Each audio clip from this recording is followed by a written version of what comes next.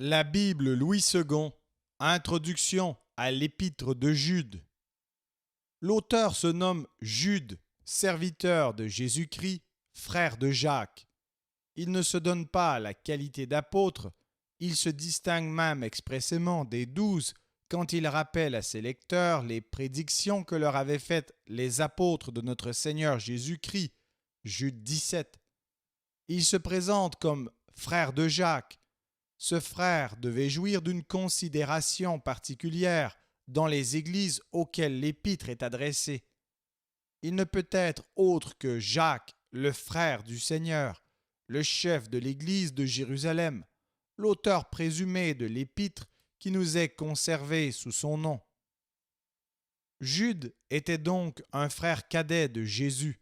S'il ne se prévaut pas de cette parenté, mais se désigne simplement comme serviteur de Jésus-Christ, c'est par un sentiment de modestie auquel obéit aussi Jacques.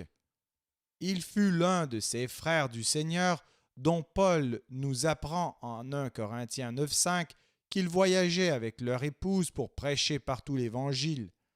Il est nommé le dernier ou l'avant-dernier des frères de Jésus. On en conclut qu'il était l'un des plus jeunes. Peut-être survécut-il à Jacques et n'écrivit-il cette épître qu'après la mort de son aîné. Et Gésippe raconte que les petits-fils de Jude furent cités à comparaître devant Domitien vers l'an 95 comme descendants de David. L'empereur, ayant constaté qu'ils étaient d'humbles agriculteurs ne pouvant lui porter ombrage, les laissa libres. Ils eurent une influence prépondérante dans l'Église de Palestine et vécurent en paix jusque sous le règne de Trajan. Les destinataires de la lettre ne sont pas nommés.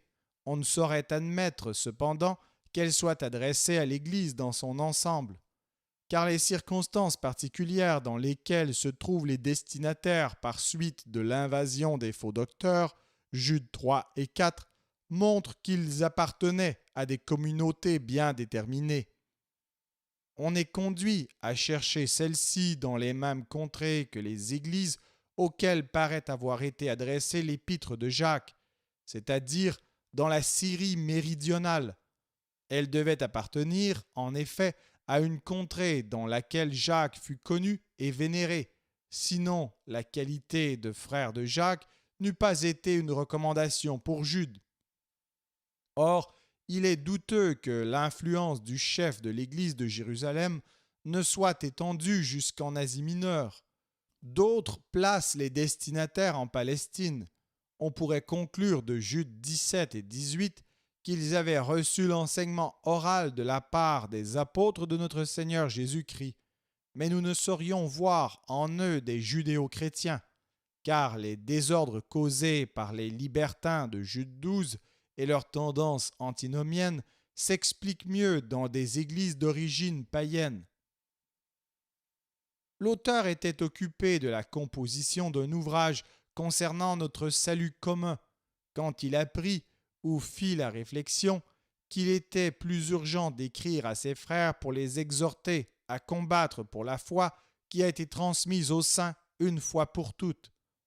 Ce bon combat devait être dirigé contre des adversaires qui joignaient à des enseignements dangereux une conduite immorale. Leurs erreurs n'étaient pas encore groupées en un système, ils abusaient surtout de la doctrine de la grâce pour se livrer au péché.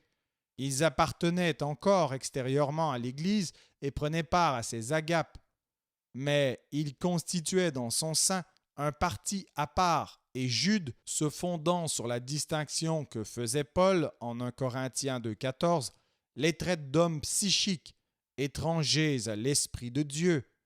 En somme, leur apparition devait être semblable à celle des Nicolaïtes que l'Apocalypse nous montre à l'œuvre dans les églises d'Asie mineure.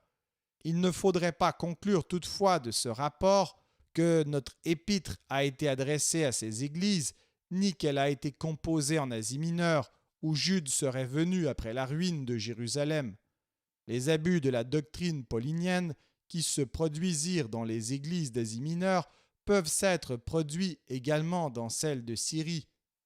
Quant à la date de notre épître, il n'est pas possible de la fixer d'une manière certaine.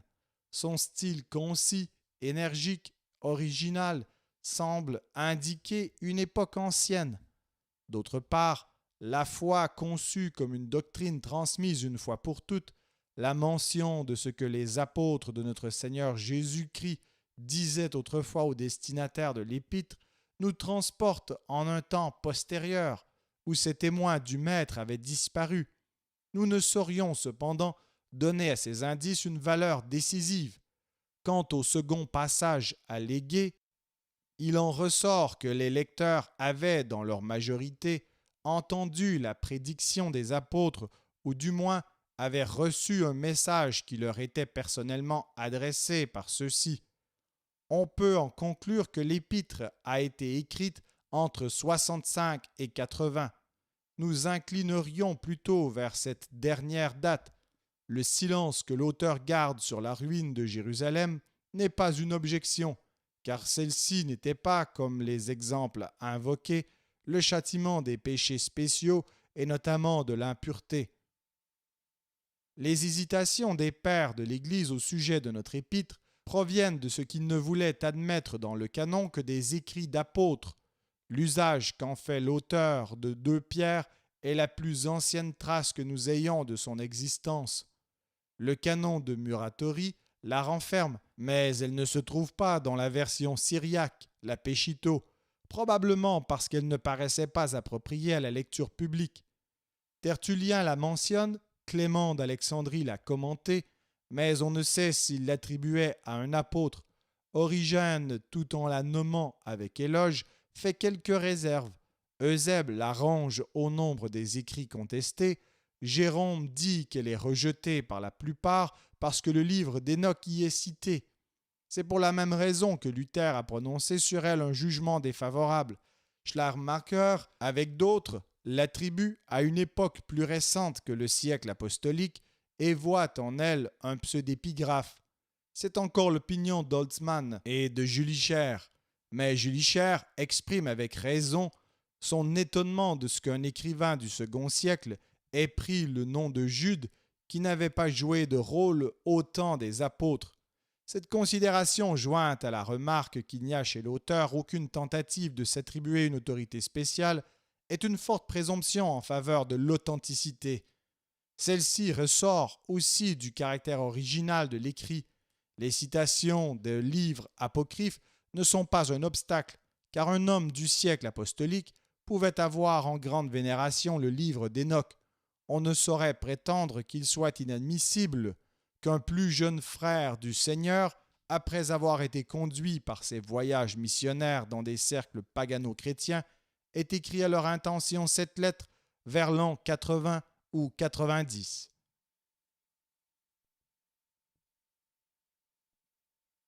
L'épître de Jude.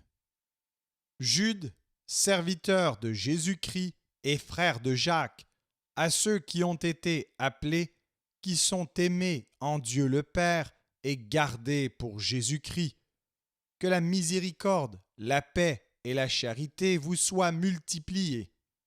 Bien-aimés, comme je désirais vivement vous écrire au sujet de notre salut commun, je me suis senti obligé de le faire afin de vous exhorter à combattre pour la foi qui a été transmise aux saints une fois pour toutes. Car il s'est glissé parmi vous certains hommes dont la condamnation est écrite depuis longtemps, des impies qui changent la grâce de notre Dieu en dissolution et qui renient notre seul Maître et Seigneur Jésus-Christ. Je veux vous rappeler, à vous qui savez fort bien toutes ces choses, que le Seigneur, après avoir sauvé le peuple et l'avoir tiré du pays d'Égypte, fit ensuite périr les incrédules, qu'il a réservés pour le jugement du grand jour, enchaînés éternellement par les ténèbres, les anges qui n'ont pas gardé leur dignité, mais qui ont abandonné leur propre demeure, que Sodome et Gomorrhe, les villes voisines, qui se livrèrent comme eux à l'impudicité et à des vices contre nature, sont donnés en exemple, subissant la peine d'un feu éternel. Malgré cela, Ces hommes aussi, entraînés par leurs rêveries, souillent pareillement leur chair, méprisent l'autorité et injurient les gloires. Or l'archange Michel, lorsqu'il contestait avec le diable et lui disputait le corps de Moïse, n'osa pas porter contre lui un jugement injurieux. Mais il dit que le Seigneur te réprime. Eux, au contraire, ils parlent d'une manière injurieuse de ce qu'ils ignorent, et ils se corrompent dans ce qu'ils savent naturellement comme les brutes. Malheur à eux, car ils ont suivi la voie de Caïn. Ils se sont jetés pour un salaire dans l'égarement de Balaam. Ils se sont perdus par la révolte de Corée. Ce sont des écueils dans vos agapes, faisant impudemment bonne chère, se repaissant eux-mêmes. Ce sont des nuées sans eau, poussées par les vents, des arbres d'automne sans fruits, 2 fois morts, déracinés, des vagues furieuses de la mer, rejetant l'écume de leurs impuretés, des astres errants auxquels l'obscurité des ténèbres est réservée pour l'éternité. C'est aussi pour eux qu'Enoch, le 7e depuis Adam, a prophétisé en ces termes. Voici, le Seigneur est venu avec ses saintes myriades pour exercer un jugement contre tous et pour faire rendre compte à tous les impies parmi eux de tous les actes d'impiété qu'ils ont commis et de toutes les paroles injurieuses qu'ont proférées contre lui des pécheurs impies. Ce sont des gens qui murmurent, qui se plaignent de leur sort, qui marchent selon leur convoitise, qui ont à la bouche des paroles hautaines, qui admirent les personnes par motif d'intérêt. Mais vous, bien-aimés, souvenez-vous des choses annoncées d'avance par les prophètes de notre Seigneur Jésus-Christ. Il vous disait qu'au dernier temps, il y aurait des moqueurs marchant selon leur convoitise impie. Ce sont ceux qui provoquent des divisions, hommes sensuels, n'ayant pas l'esprit. Pour vous, bien-aimés, vous édifiant vous-même sur votre très sainte foi et priant par le Saint-Esprit, maintenez-vous dans l'amour de Dieu, en attendant la miséricorde de notre Seigneur Jésus-Christ pour la vie éternelle. Reprenez les uns, ceux qui contestent, sauvez-en d'autres en les arrachant du feu, et pour d'autres encore, ayez une pitié mêlée de crainte, haïssant jusqu'à la tunique souillée par la chair. Or, à celui qui peut vous préserver de toute chute et vous faire paraître devant sa gloire irrépréhensible et dans l'allégresse, à Dieu seul, notre Sauveur, par Jésus-Christ, notre Seigneur, soit gloire, majesté, force et puissance, dès avant tous les temps et maintenant dans tous les siècles. Amen. Merci d'avoir écouté cet enregistrement de la Bible. N'hésitez pas à le partager. Vous pouvez également télécharger la version MP3 sur le site Un héros dans le net. Vous avez le lien dans la description. En visitant notre chaîne, vous allez également trouver d'autres versions de la Bible en audio, ainsi que plusieurs ressources pour étudier la parole de Dieu.